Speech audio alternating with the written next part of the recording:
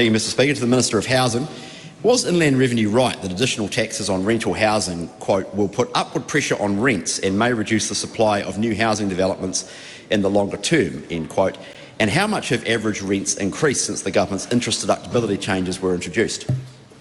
Mr Speaker, on behalf of the Minister of Housing, the evidence does not suggest that the interest deductibility changes are the main causes of rent increases. Since the introduction of the new interest deductibility rules in October 21, nationwide rent for new tenancies has increased by 5.9% to the end of July 23. Supplementary.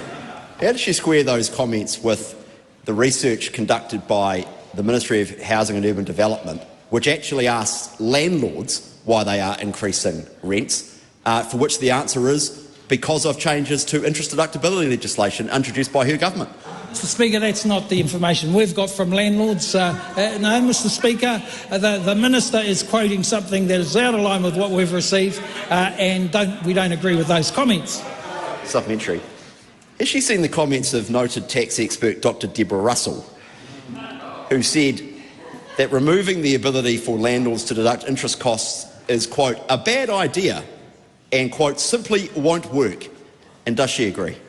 Mr Speaker, yet another stupid question from that member. Has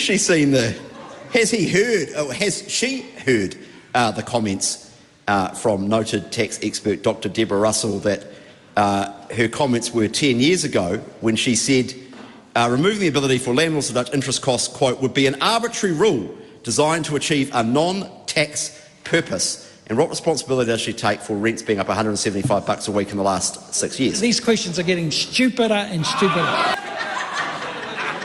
Supplementary.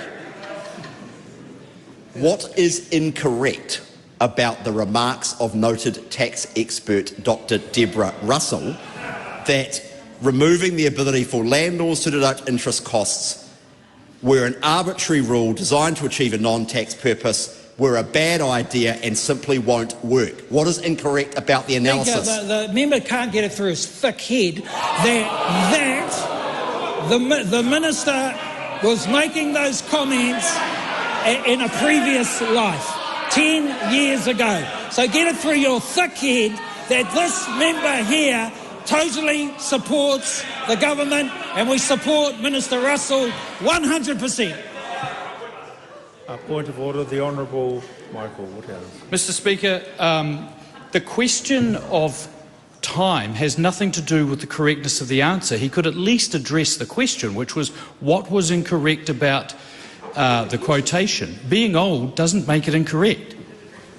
Mr Jackson, unhelpful to describe any question by a member in that way, and I'd encourage the Minister to think carefully about the question. I'll ask Chris Bishop to ask it again, to answer the question, not comment on the quality of it.